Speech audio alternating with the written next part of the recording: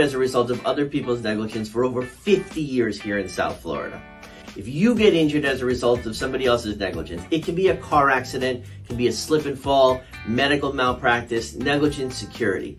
If somebody else's negligence caused an injury to either you or one of your loved ones, give us a call.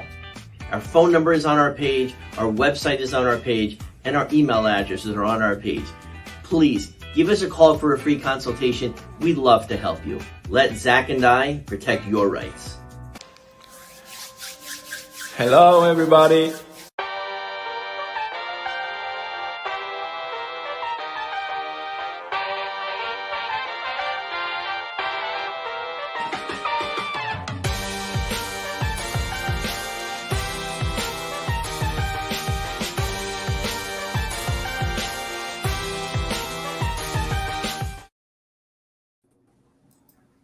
Fish on First is live. New live stream heading into the weekend. Marlins versus Cubs series presented by Berger and Hicks, as we always are. Eli Sussman hosting this one for you. We got Alex Carver in his blue Wahoo's hat, bottom right for most of you guys, and joined by a pair of guests this time, both co-hosts for the Bullpen Mafia pod, which has been one of my favorite pods I've discovered this year. It's Javi and Toad. Great to have you guys on real quick. Right at the start of the show, let's plug the pod. Tell everybody how you guys got started and what people can expect when they tune into it, because I love it. Thanks for having us on. Toad broke code wearing the Wrigleyville hat. I think it's right on brand for the Cubs series. But we're local, based out of Miami. Toad and I, huge Marlins fans, so that's kind of how this all started. Played a little baseball myself. We have our third co-host, Steven Peterson, based out of the Northeast, out of Boston. He was in the Brewers organization with me, so a couple of career minor leaguers and Toad, a lifelong Marlins fan, decided, let's give it a whirl. We talk enough baseball in our group chats as it is, so might as well put a microphone in front of us and see what happens. It's the ultimate group chat becoming real life situation. But Eli, thanks so much for having us on. This is our first attempt at diving into a live production. So if Javi and I make any mistakes, or if our hot takes aren't hot enough, or they're not hot at all, we're more than willing to be called out. But we're excited to be here and looking forward to having a little fun with you guys. Of course, yeah. Happy to have you guys on. And there will be mistakes. I've done hundreds of these streams, as people know, back with Fish Stripes, now with Fish on First. And so you never totally get over it. No, never totally have a perfect show in there right now. As usual, we want to touch on the previous series first right here. The Marlins getting swept by the D-backs in Miami to start off this homestand in a 3-game set. And I want to start with you, Javi, because the big star of this series was the hometown kid, Adrian Del Castillo. Very first game here, only recently called up by the D-backs to make his debut. Former Miami Hurricane. There aren't a ton of kick-ass Hurricanes players in the big leagues right now, and him kind of taking the throne pretty quickly. And he was already on the map with what he did the previous couple of weeks, but then in this series, a grand slam in the first game. He had 6 total ribbies. He only played 2 games in this series. So how awesome was it to see him make that impression, probably with a ton of friends and family in the building? Yeah, it was obviously very, very cool to see. I know Adrian a little bit and can speak to his work ethic. And, I think the coolest part of the whole weekend, or excuse me, the week, was his family being there. It probably had like 35, 40 different people. Definitely the loudest section in the park.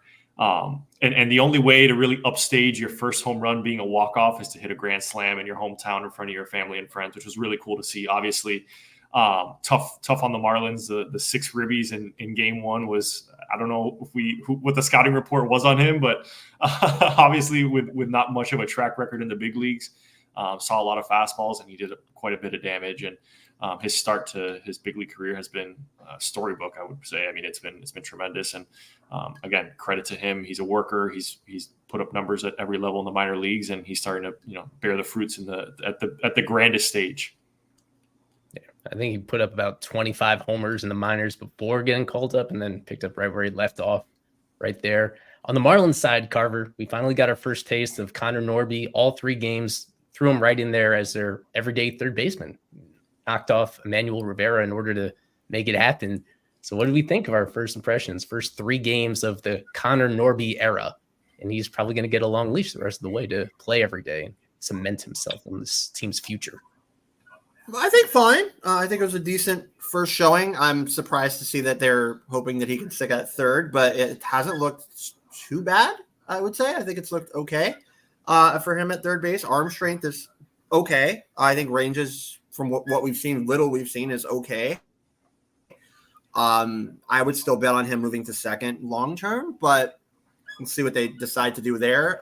Bat to ball, it's looked okay. Swing decisions, that's where I'm kind of just a little bit questioned with his swing decisions. I think he's made some poor ones in this first series, but again, it's a very limited sample with a new team. So I want to see him walk a little bit more. We haven't seen him walk yet, so maybe that's next on the ledger for him to get a few walks. But I think it's been okay. But as you can see here, the swing decisions is kind of my main thing. A little bit more in the area of patience to make the hit tool kind of develop a little bit better. But yeah, as you said on here in this tweet, hasn't walked yet. The swing decisions are just okay. I don't think very good, actually, in this very small sample of him at the major leagues.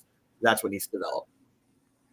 Yeah, whenever you are on the same chart with Avi Garcia anywhere near you, those are the only guys. Yeah, to interpret this, 65% of the pitches he's swinging at, and that's combined with the Orioles time too. But I think it's been pretty similar in these first couple games, and that's something that normalizes pretty quickly because you see a lot of pitches over the course of a game, and for him to be all the way, this is across like 500 hitters that have played any sort of decent amount of time in the big leagues this year. For him to be at the very high end is kind of surprising, especially in the minors. He was walking double-digit percentage at AAA. He was walking more than the average hitter at AAA, and for him to come up and for the approach to change, it's not a surprise. I mean, that's something that we see with a lot of rookies during their first adjustment, but still, yeah. If he gets to where Tovar is with that amount of plate appearances, then I'll say his swing decisions suck. But 45 plate appearances so far, I think there's time for him to figure it out. So that's why I say just okay. Definitely needs to figure that out a little bit to make the hit tool develop.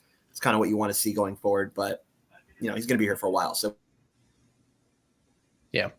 Let's see. And I just want to say at third base, I thought he made all the plays that he was supposed to make. It was kind of a busy time. He got maybe 9 or 10 balls hit his way, and he made all of them. He's somebody that I like his personality. Like, he is brash. He made it clear that he does not like playing third base. He wants to be a second baseman. He had been doing that for most of his pro career, and yet not pouting about it. He's still making that adjustment and playing well so far in that really tiny sample.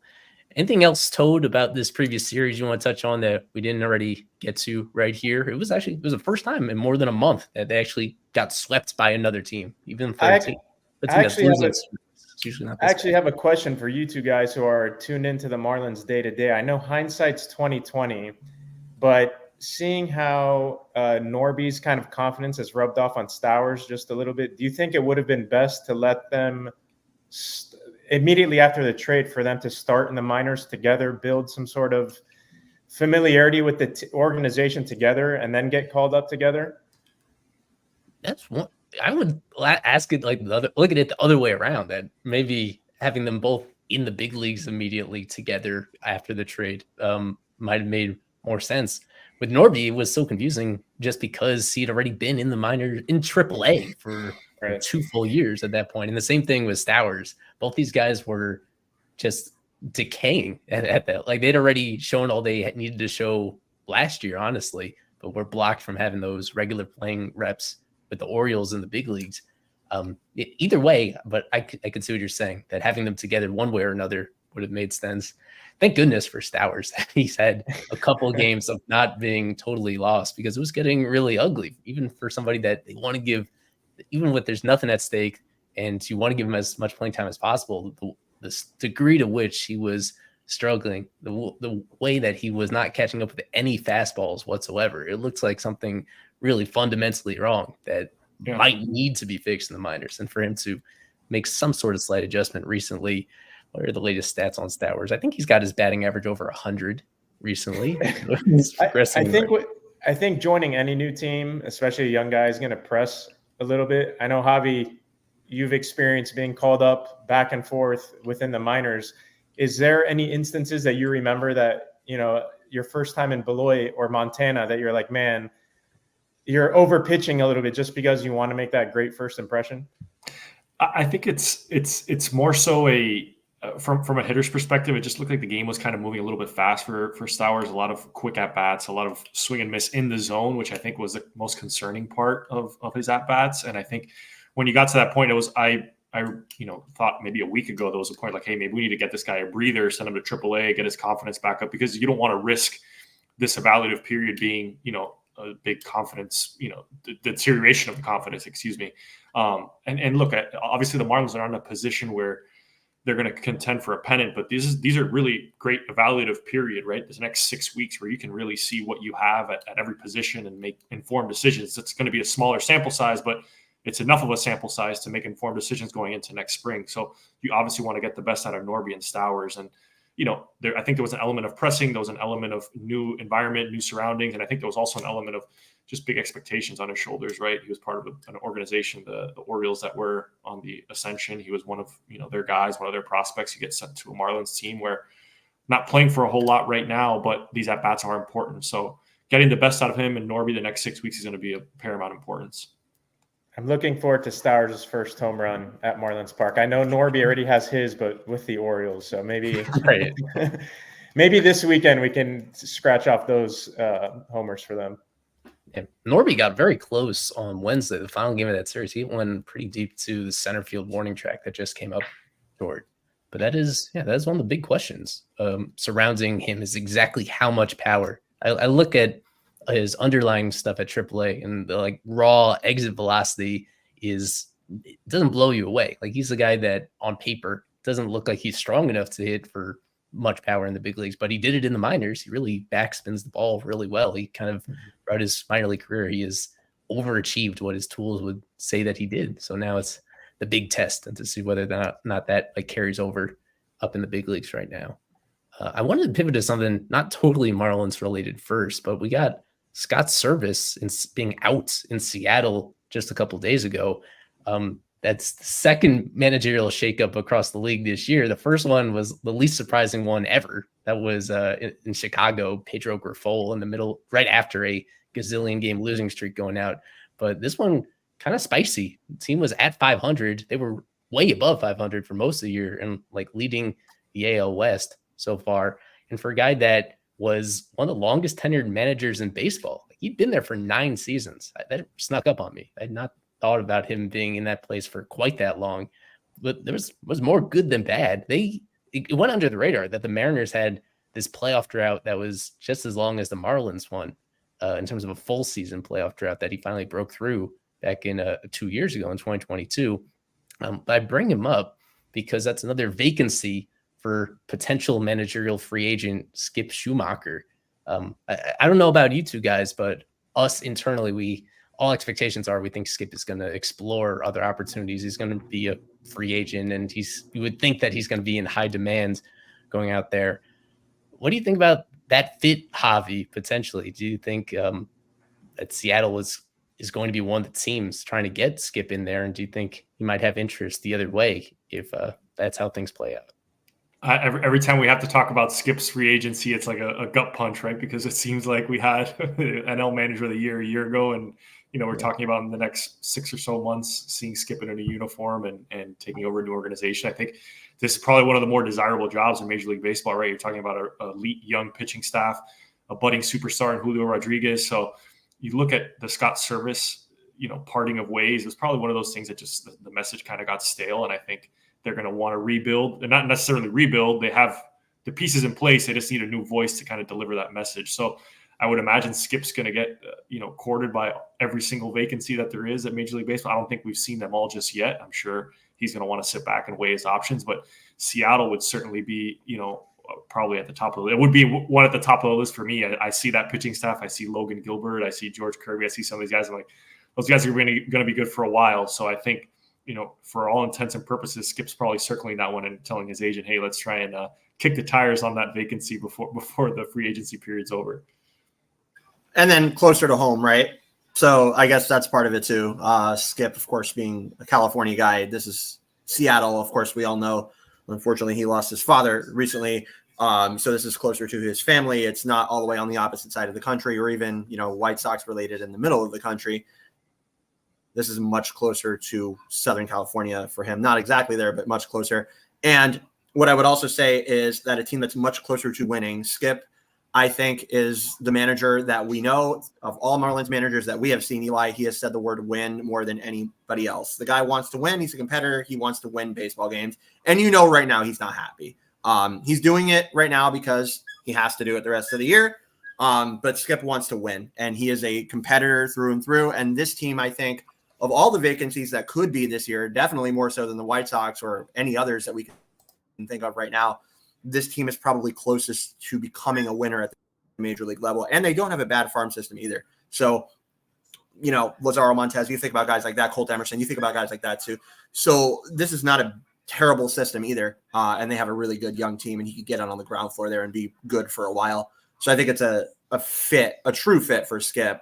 I would agree. It's surprising that they let go of Service, but I think this is a fit for Skip Schumacher. I think it's the fit so far of the vacancies that we know of, or the evident vacancies that will be. Yeah, I'm sure people want me to talk about the other way around, thinking, wow, this really decorated manager is now available for the Marlins in case the Marlins are looking for a different voice. But realistically, they move on from Skip. They're probably going to reset with somebody that is new to managing, somebody that someone who's cheap. Somebody that's part of it too. And that's something that has been overlooked a little bit, is that Skip himself is really cheap right now. And I think that is one of the motivations about him just wanting to see how much he's worth on the open market, because by all accounts, he is one of the lowest paid managers in baseball coming into this situation, him himself not having very much coaching experience at all. And if they go in a different direction, I feel like it'll be a lot more realistically, the candidates that will be most motivated to come to Miami will be the ones that haven't even been through it before.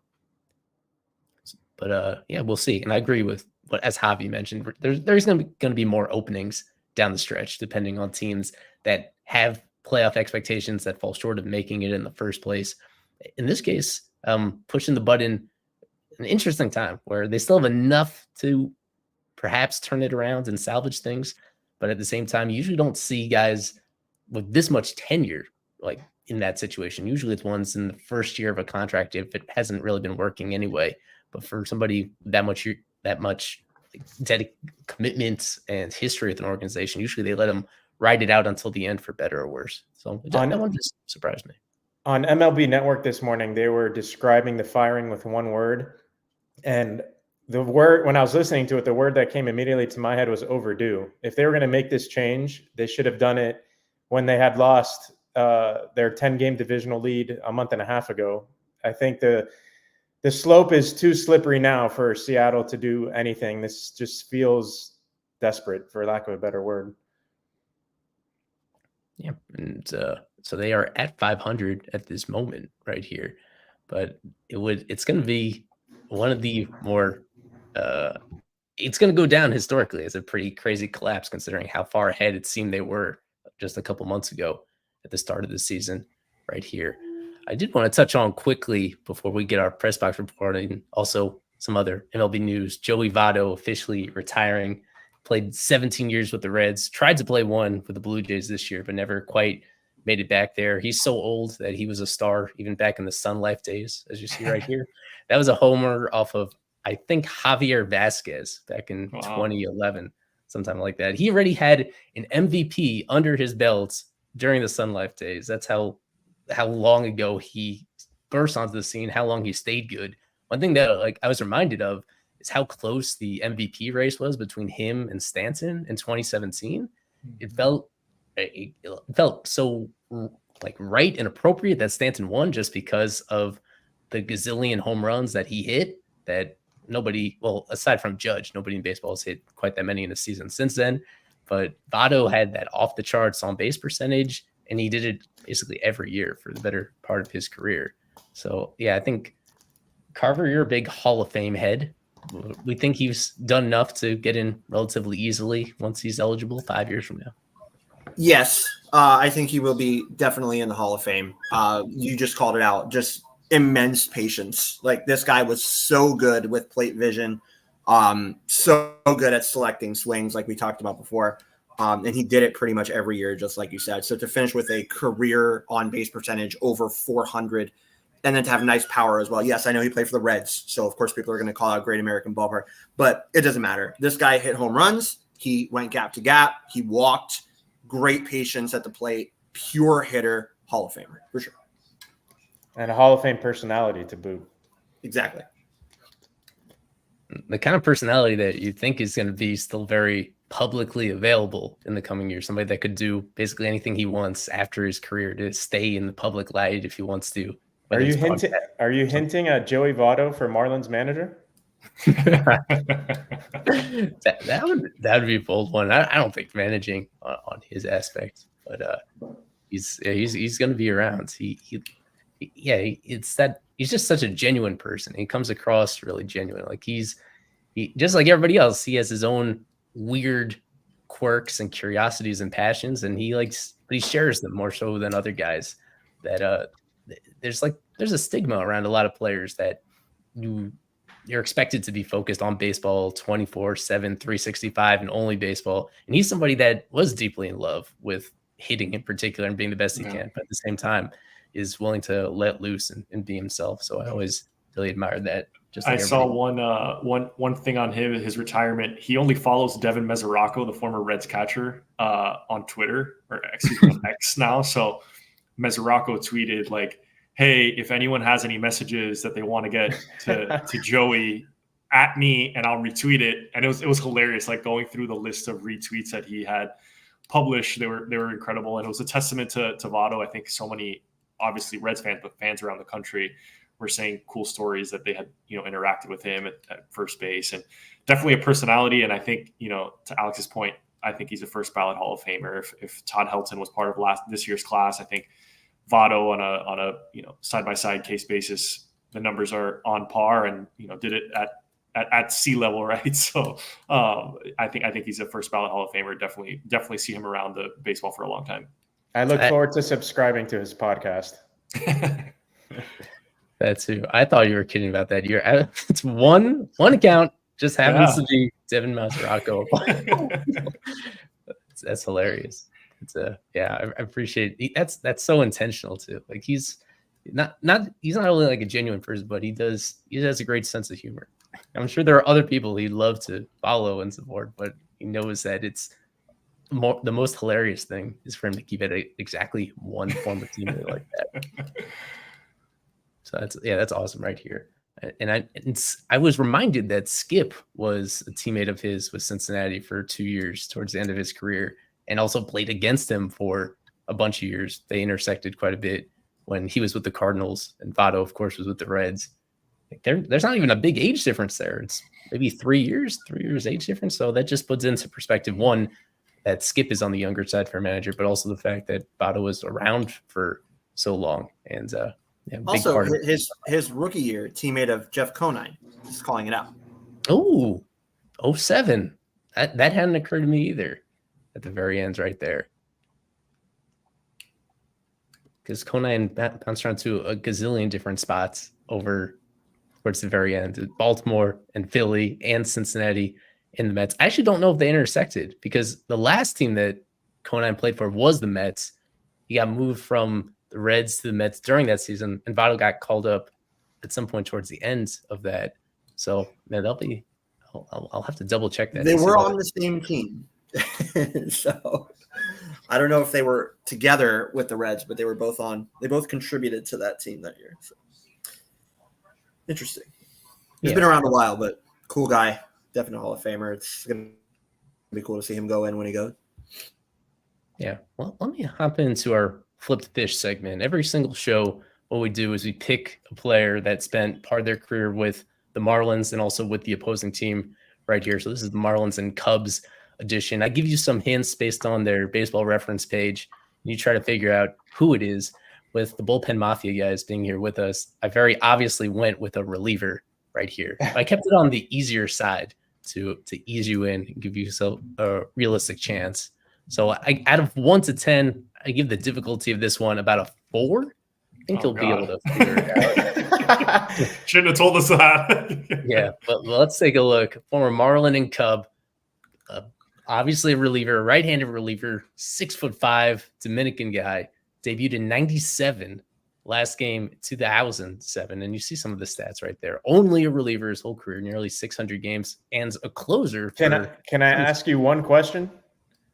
Mm-hmm. How many fingers does he have? We're supposed to draw this out a little bit. Oh, man. I guess this may have been even easier than a 4, all things considered, right here. But if anybody didn't already get that reference from Toad, the chat should be like exploding with everybody getting the right answer right now. Yeah, I apologize, Eli. I got really excited, and this is a great crossover because about a month ago, we had Legends of Date on our podcast, and we ranked our top 3 Marlins, each of us, and Antonio Alfonseca was on my top 3. So maybe I jumped. I'm sorry, I got really, really excited. Well, I was weighing a couple different options here. But on the other side of the break, we'll get to Kevin with his press box report. We'll do the reveal in case anybody doesn't have real listening comprehension and still have not gotten the message about who this is. And we'll get into a little bit more on the Cubs and a bunch of other storylines leading up to first pitch. So stick with us here on FOF Live. We have been representing people injured as a result of other people's negligence for over 50 years here in South Florida. If you get injured as a result of somebody else's negligence, it can be a car accident, it can be a slip and fall, medical malpractice, negligent security. If somebody else's negligence caused an injury to either you or one of your loved ones, give us a call. Our phone number is on our page, our website is on our page, and our email addresses are on our page. Please give us a call for a free consultation. We'd love to help you. Let Zach and I protect your rights. So let's see. I think I have the perfect GIF for the occasion. I hope it shows up. I got to zoom in a little bit. Get a better picture right here. Antonio Alfonseca, who, spent more time with the Cubs than I had remembered him doing, but a decent amount of time with both teams. And this was just from a couple of years ago. Still remains on decent terms with the Marlins themselves as some sort of ambassador or something related to that. So, really, really enjoyed him right there. 6 fingers, for anybody wondering, more than the conventional 5 right there. Welcome, Kevin. Checking in from Lone Depot Park. What's up, guys? I wanted to start off with, we got into it right before you joined, about Joey Votto retiring, and I was being reminded that Skip played with him, played against him. What were Skip's thoughts on Joey calling it a career after 17 seasons? Yeah, he did speak about that. He said that he believes Joey Votto is a Hall of Famer. He says he loved Joey Votto as a teammate. He thinks he's one of the best teammates he's ever had. He spoke about just how correctly he played the game, how he did everything. Yeah, he was very, very, very high on Joey Votto. And usually you don't see Skip say this guy's a Hall of Famer, but this is one of the only guys you really heard him say Joey Votto's a Hall of Famer, and he really believes it. And honestly, you're probably right. Joey Votto probably is a Hall of Famer. Maybe if it isn't the first time around, he'll be in there at least at some point in those 10 years that he's on the ballot. So very well deserved. Wishing Joey Votto nothing but the best. And he's a pretty funny guy too, especially out towards the back half of his career. He's been pretty funny. So yeah, Skip loved him, and yeah, they did play together a couple times. And funny enough, actually, speaking of Skip, someone asked him this today. Today was actually the anniversary of Skip's first time taking the mound as a pitcher. So I wasn't aware of that, so it was pretty funny. So yeah, that was the only other little fun moment in Skip's scrum today.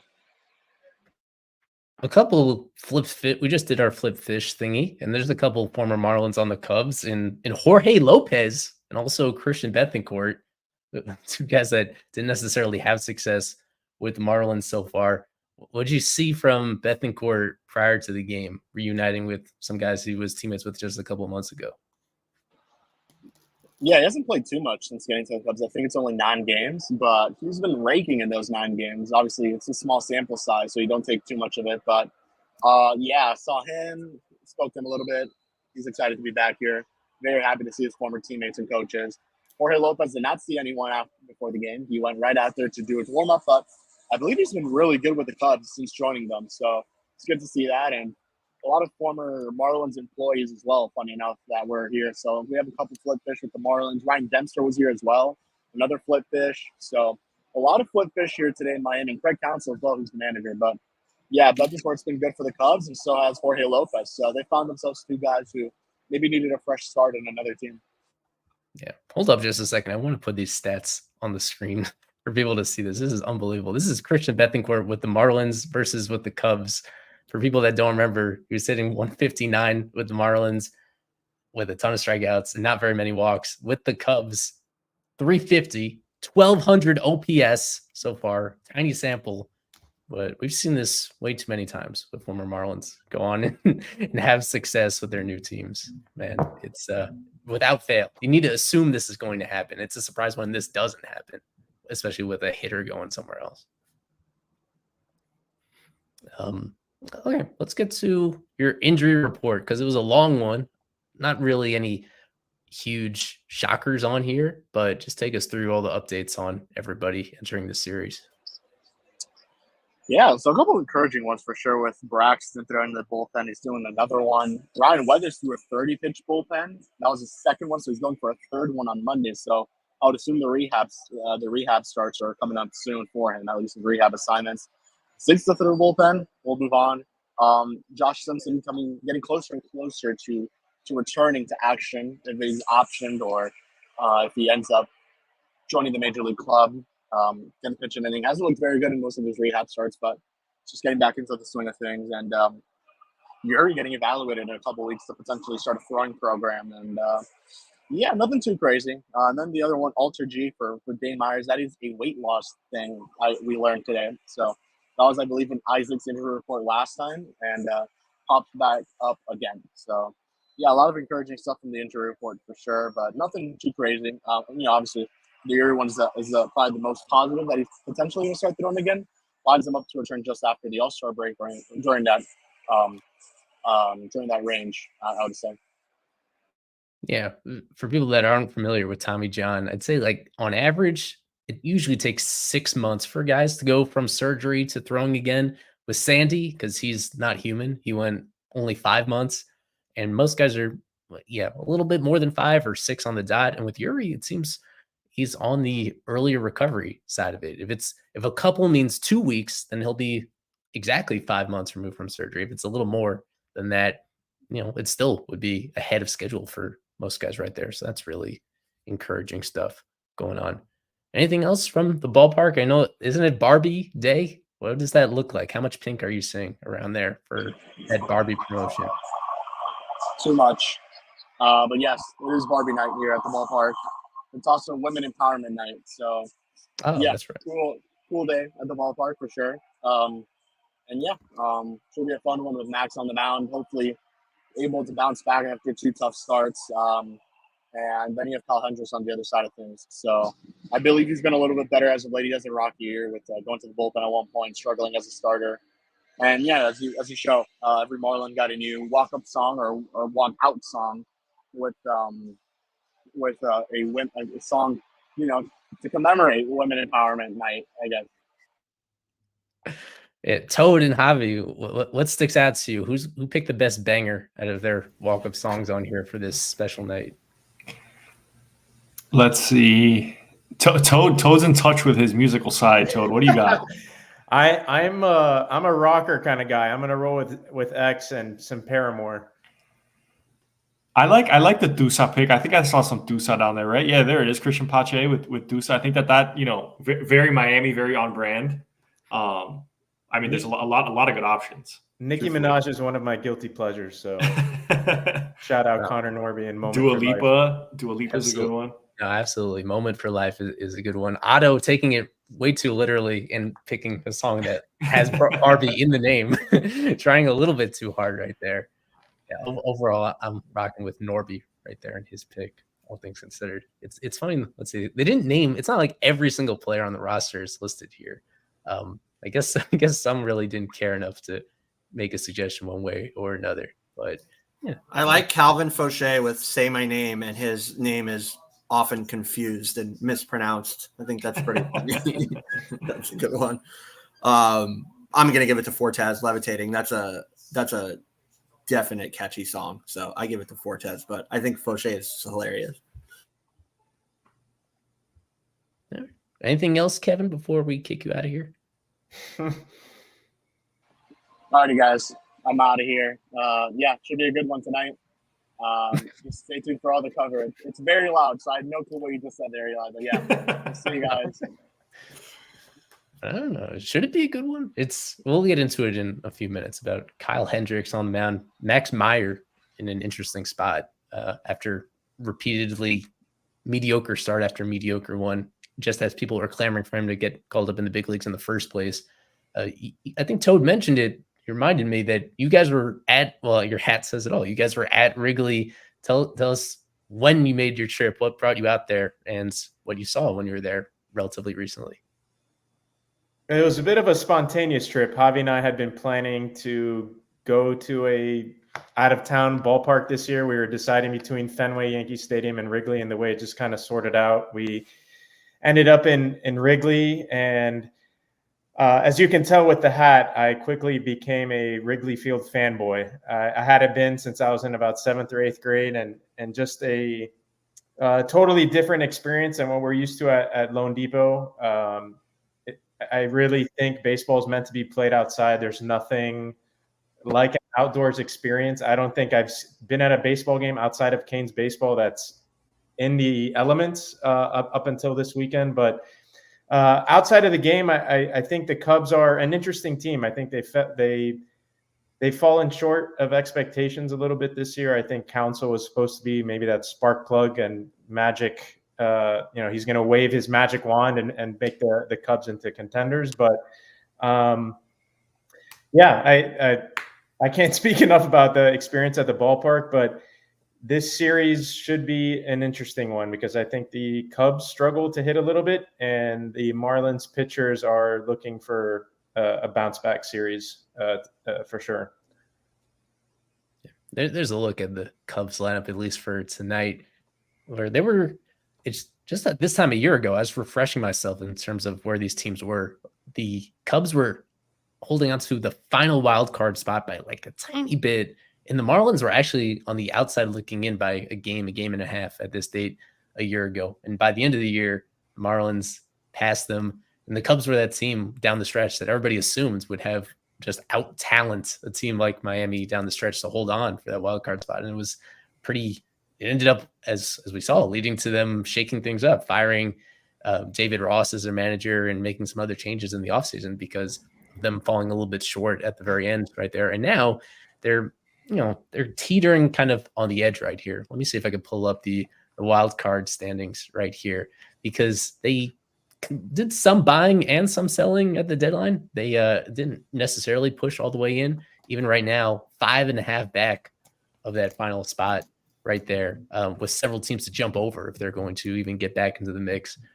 Although this weekend, and I think everybody understands this, if you're facing the Marlins the rest of the season, any team that has competitive aspirations is like circling the series and feeling pretty good about themselves. Javi, do you think they're totally out of it at this point, or do they have enough to make things kind of interesting over this last 5 weeks or so? That's the question that probably everyone's asking in Chicago right now, right? I mean, I think that's the beauty of the third wild card spot is that you're not necessarily out of it ever. So at 5.5 games back with 30 plus to play, they definitely have a pulse. It's probably fading a little bit, but you never know. You win a cup. It's basically you're on a week by week basis here. You probably win 4 or 5 games this week, and you kind of get to next week, and you're 3.5 out of that last spot. You got a puncher's chance. I think what the Cubs have dealt with is a ton of injuries, right? I think their starting rotation has just been a hodgepodge of guys the entire year. Haven't really hit a whole lot. So, I mean, anything that could spark this team at this point in the season, I'm sure they're circling the Marlins at this juncture and hoping that they can come out of here at the very least with 2 out of 3, and I'm sure they're aiming for a sweep. Let me pull up that lineup again really quickly that they got right here. They brought in Isaac Paredes. That was one of the bigger deals, but also the stranger ones between them and the Rays, both teams that were kind of just mixing things up in that deal. Oh, we got Nate hopping in at the last moment. Perfect timing. But before we get to him, aside from that, it was other guys that they've had this whole year. Pete Crow Armstrong was one of the top outfield prospects in all of baseball entering the year, and they've given him extended playing time.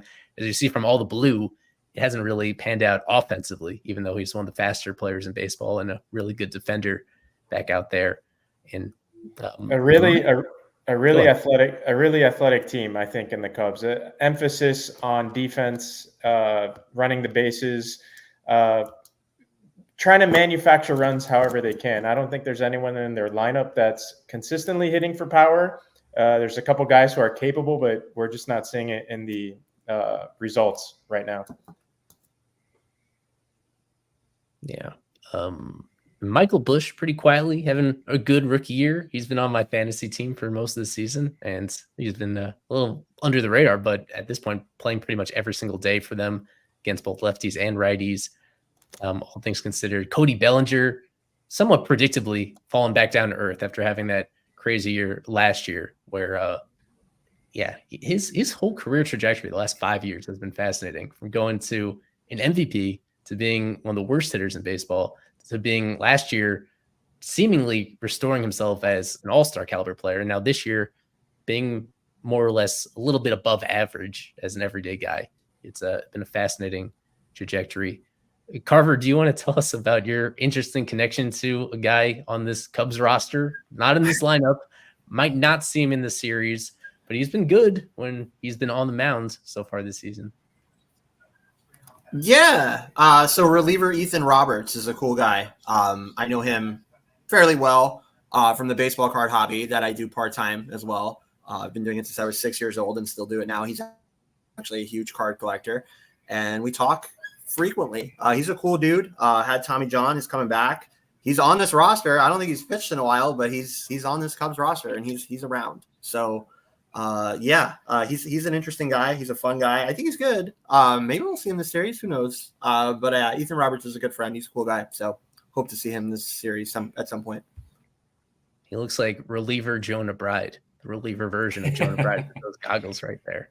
And like Jonah Bride, he's been good in a small sample. Just one earned run allowed in 11 innings right there. Let's see. While we have Nate on here hopping in just in time, is there anything else you want to mention about this Cubs lineup before, aside from the stuff I touched on pretty briefly? You hit on what I was going to talk about with Bellinger, how his career has been so interesting, especially after when he was contending for MVPs early in his career. And he had that great year, of course, last year in 2023. And this year it's been a little bit up and down, but still the anchor of that lineup. And we'll see. Jock Peterson had himself a pretty good series as a lefty in Miami, so we'll see what Belly can do. You also mentioned PCA, who is, like you said, one of the fastest guys in the league, but hasn't really, lived up to it quite yet. Of course, it's very early in his career, so a lot of time there. And Isaac Paredes, who's consistently, you see all the blue on his profile, but he's like notoriously known as one of the luckiest hitters in all of baseball. Not a lot of hard contact, but his balls just seem to drop. So I can see the Marlins getting, hurt by his knack of putting balls where guys aren't, but we'll see. It should be a pretty interesting battle. And of course, Ian Happ at the top, who started the Jeter era off with a bang, starting the 2018 season off with an absolute bomb of Jose Urena. But you pretty much touched on everything besides that. Yeah. Flipping to the Marlins side of it right here. We have not talked at all about Xavier Edwards or Jake Berger, just because the story is the same every time we do these shows. Both of them are awesome.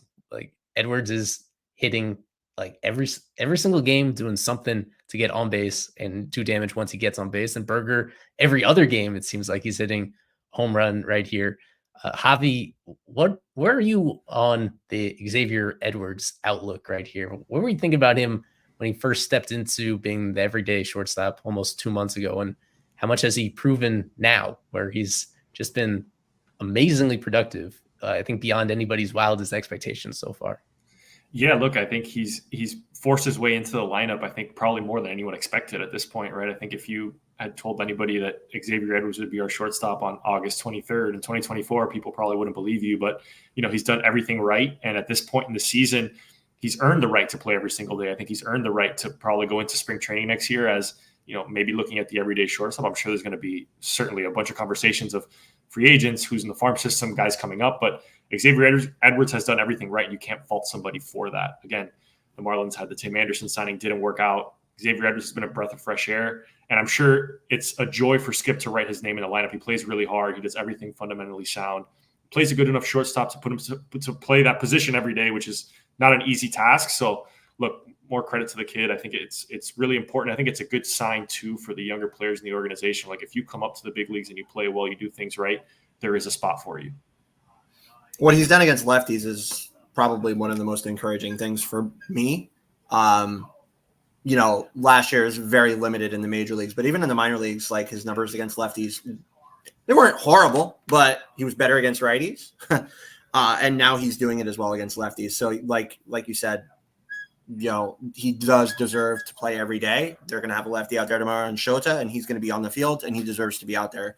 So yeah, awesome production from him. He's only improved. It's not been easy for that kid. We've talked about that a couple times, Eli. It's not been the easiest route to the major leagues for him. But as we've also talked about, is that Skip loves guys like that. And I know he's having fun coaching this player right now. So Xavier's awesome, deserves to be on the field every day. And he's a super cool guy. And he should be around for a bit. I mean, played himself into an everyday role, and he deserves to be here long term. And I love that Javi mentioned about the young guys. When they show out at the big league level, they'll get their chance to stay. And you saw that Brad's not really a young guy, but he's been in the cleanup spot for a while now since he's been producing. And to go along with that, the Marlins, the new front office, I haven't had a chance to talk about this yet, but they have no worries with cutting ties like with guys that have dead weight, like Garcia, like Tim Anderson, like even Emmanuel Rivera recently. They'll get those guys out if they're not producing and make room for the other guys, which is definitely a breath of fresh air, especially from what we've seen in the past. So I just want to touch on that as well. That is a good point. Emmanuel Rivera, of all teams, winding up now with the Baltimore Orioles, at least in a part-time capacity right now. For whatever reason, going unclaimed by it. Waiver claims are in reverse order of record. So all the lesser teams had a chance to claim him, and yet it's the Orioles that decide to fit him in, at least for the short-term right here. Just to answer LMF's question right here, the asterisks mean that due to limited playing time, we don't get the color coding on these guys' hitting abilities. Like for X, if he had enough playing time, it'd be ice blue next to his exit velocity and his hard hit rate. And it'd be like scorching red for the walk rate and the strikeout rate. The reason why we don't get it's so much more colorful and fun for teams like the Cubs because they have players that they've had this steady lineup of guys that are playing pretty consistently throughout the entire year. And that's the only part taken. Well, not the only part, but one of the things that you don't get when you have a team in this Marlins situation, all these new guys that were with other organizations or in the minors or both until a little while ago. They don't color code them on Baseball Savant the way that they do with some of these other more experienced hitters right there. Carver did allude to the starting pitching matchups for this weekend, including Shota Imanaga on Saturday, tomorrow, in the middle game of this. Tonight, it's Kyle Hendricks. Kyle Hendricks, who has a 1.86 ERA against the Marlins in his career across like 8 starts. As you see this year, it's a 6.35. At times, it looked like he was totally washed. As of recently, it's been up and down and up and down and up and down to the point where he's at least been worth keeping in their rotation. I think we mentioned before that their rotation has been, at least in terms of depth, it's been kind of whittled away by some injuries and some struggles this year. What are we expecting, Toad, for a guy that has been great against the Marlins in the past, but is at seemingly at the twilight of his career right now? Someone that throws 85 mile per hour fastballs at this point, is there still like some magic that's going to make him dominate and shove tonight? Or is he, is this more so a guy that finally the father time is going to win out?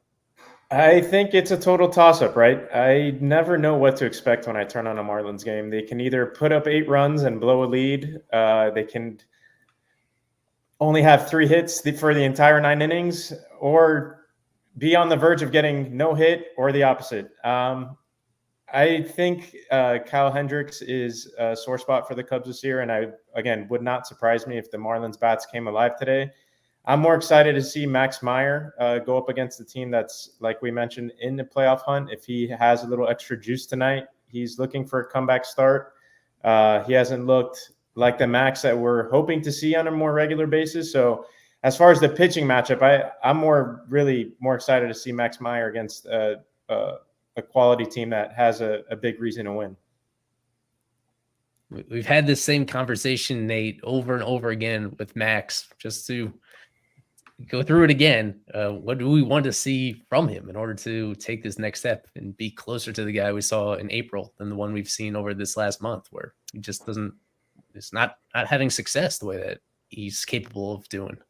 I'm begging for him once again to mix in his changeup or mix in his sinker just a little bit more so hitters will stay off balance and not sit on the fastball or sit on, like I've said in the past, even how good his slider is. Major league guys will still sit on it and they will still do damage on that pitch. Even when he did throw his changeup, I mentioned this before also, even when he does throw his changeup, it's either right down Broadway or it's not competitive whatsoever. It's too far outside the zone. So it's not even a matter of just throwing it more. It's getting it in the zone and making it a competitive pitch. So it's a pitch that hitters actually have to worry about. And even his sinker, excuse me, even his sinker, if he can get some, good movement on his sinker to keep guys just a little bit, even for lefties or righties, I think that could help Max out a huge amount and help him go later into games and actually get back to the guy we saw back in April when he dazzled. He dazzled against the Cardinals and the Braves. And I don't know. I mean, I would love to see him work on that changeup or that sinker while he was in AAA, but we just didn't get to see it. So, I'm betting for it at this point, man. We any type of improvement we can see on those two pitches, I would be a very, very big fan of. It's just so much stuff consistently, and we've talked about this. So much stuff up. I mean, that Padres start, what was that, 2 starts ago against the Padres? It was a little better, and that's when he went into the 7th inning. So you need to see that. And I think this is, I wouldn't say this is the start for Max Meyer as a starting pitcher because we still have next year, right? Which we've also talked about, Eli.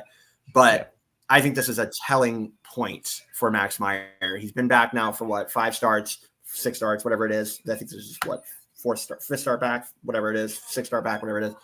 This is a telling start for him. I think this is a point where we can truly say, like, if he comes out tonight and gives up a ton of runs, then I think that's kind of going to be a turning point for not only fans, but also the organization and saying that we're maybe and probably looking at a bullpen future. I would say that if he comes out tonight, though, and is good and goes 5-6 innings and, maybe turns into QS, it's still up in the air. But I think if he comes out tonight and gets torched, and yes, this is a good team, but you have to perform against good teams as well. He did it against the Padres. That's a good team. Can he do it against the Cubs in a pitcher-friendly environment?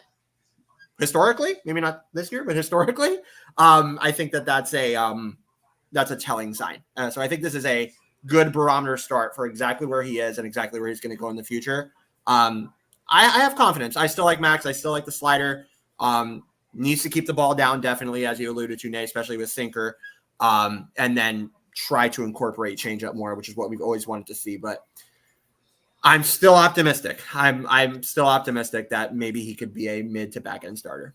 And I like you mentioned command also because in his first 3 starts, well, it was 3 when he was up back in April. He walked 3 guys between those 3 starts, and in his past 3 starts, he's walked 3 guys twice in 2 of those 3 starts. So it's not only missing up, but his command, he's just been a little bit shaky. Like I feel like if Matz does get out to a strong start, maybe a good first, second inning, it kind of goes off the rails from a little bit. So hopefully he can settle in tonight. It's not going to be an easy task against this Cubs lineup, especially at the top of it. When we know, like I said, Ian Happ likes to ambush. So hopefully he can get into a rhythm pretty early tonight. That's what I really want to see from him. Yeah. Without further ado, let's head into everybody's favorite segment, prediction time. This is prediction time. I don't want to toot my own horn here, but I'm really good at this. Here we are. I guess that's your first time seeing that segment that we've done. Every single show we make series predictions right here.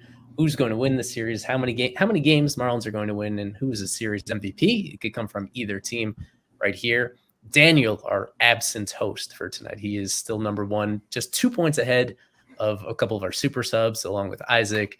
And there's Nate in 9th place, myself in 10th place right there. You can see it all there. So our staffers, our super subs, and our wonderful live stream guests make their picks throughout this entire season for this team that, as we meant, not very many points last time around, just because this team has been resilient. They usually don't get swept in a series the way that they did this previous time against the D-backs.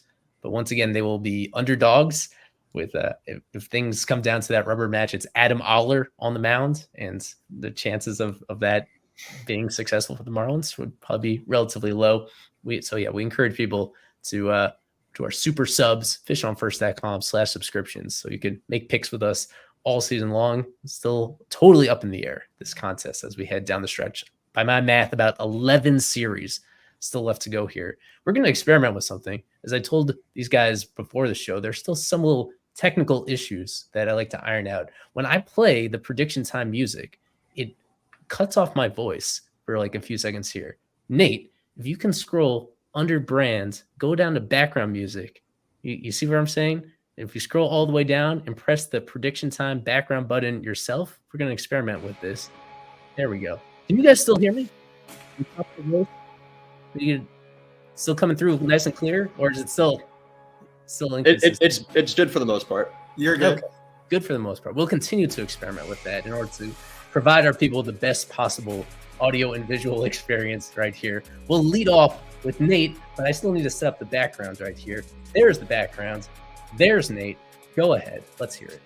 Alrighty. I got the Cubs taking 2 out of 3 this series. Oddly enough, I think the Marlins will win tomorrow's game with Valente Belloso on the mound. I feel like for some reason he's going to throw another gem, and the Marlins will somehow get to Shota. Don't ask me how, but I feel like they're going to do it. Series MVP. I was going to go with Cody Bellinger, but for some reason I got Ian Happ when taking the honors this time. Okay. Alex Carver, your series predictions. Go ahead. I'm feeling pretty good, actually. I still have confidence in Max. I'm going to say Max shoves tonight and does well. And then somehow I agree with Nate. I think Belloso, even though the underlying stats are totally against him for what he's doing, he continues it tomorrow. And the Marlins take 2 out of 3. And Xavier Edwards continues his great month of August and is the MVP. All right. I think you guys have picked up on the routine by now. So, Toad, your predictions. Go ahead. I got the Cubbies in 2 out of 3. I think Max Meyer bounces back tonight, like I alluded to before. And for my MVP, I'm going to go with the Cubs shortstop, the guy who's had the most familiarity in Lone Depot Park, Dansby Swanson, as my MVP. Javi, your turn. I'm with Carver. I feel good about the Marlins. I think coming off a 3-game skid, Skip's a Cardinal at heart, so he definitely wants to beat up on the Cubbies. I think tomorrow Belloso against Imanaga is going to be a pitcher's duel, and my MVP is going to be Belloso. And myself, I'm once again picking against the Marlins. I have a pretty long streak at this point of being anti-fish. The Cubs winning 2 out of 3. Series MVP for me is going to be Michael Busch. Really pleased with his progress. And I really need him to finish off my successful fantasy baseball season in our league to help us push into the postseason and beyond. So good luck to Michael Busch this weekend. All right. Perfect. I still haven't totally figured out that intersection of the background music and my voice. We'll get to it very eventually. For anybody that missed the start of the show, which I did want to plug the pod one more time for Bullpen Mafia. It's been one of my new favorite pods for this entire season that I've discovered. The guest that not only the guest, I mean, D-Train is an obvious home run guy to bring in, but even when you guys are just going amongst yourselves and bantering about, it's awesome entertainment, and it's tangentially related to the Marlins. You get into a lot of Marlins stuff as well as baseball as a whole, and a whole lot of anecdotes aside from that. So gets my endorsement. It's got 5 stars, and not only from like 1 or 2 reviews. That's 29 reviews. When our own pod reached 29 reviews, I can't count how many people had already lowered it 4 or 3, because people are that way. So you guys must be doing something pretty special to get all that support. I appreciate that. Of course. And appreciate everybody tuning in, coming up right here on First Pitch right here. Kevin at the ballpark for us today. We have Hector Rodriguez there tomorrow. Got Louis Adia-Weiss and Alex Frechik there on Sunday. So we still do this in-person coverage for a team that's 36 below 500 at this point. I don't know why, but we love to be consistent with this stuff, and we love to be thorough, bringing you the stories and other updates that you want from the ballpark right there. Eli Sussman, Nate Karsmer for the final quarter of the show, Toad and Javi from Bullpen Mafia, and Alex Carver, my loyal buddy, hopping in on this show as always as we head into the series. So tune in again Monday, live stream coming up. We might have a spaces on Sunday night as we usually do. A whole lot more content the rest of the season and beyond. We appreciate the support. And go fish. Slightly updated outro. See if you guys can notice the difference from our previous show. Have a wonderful evening.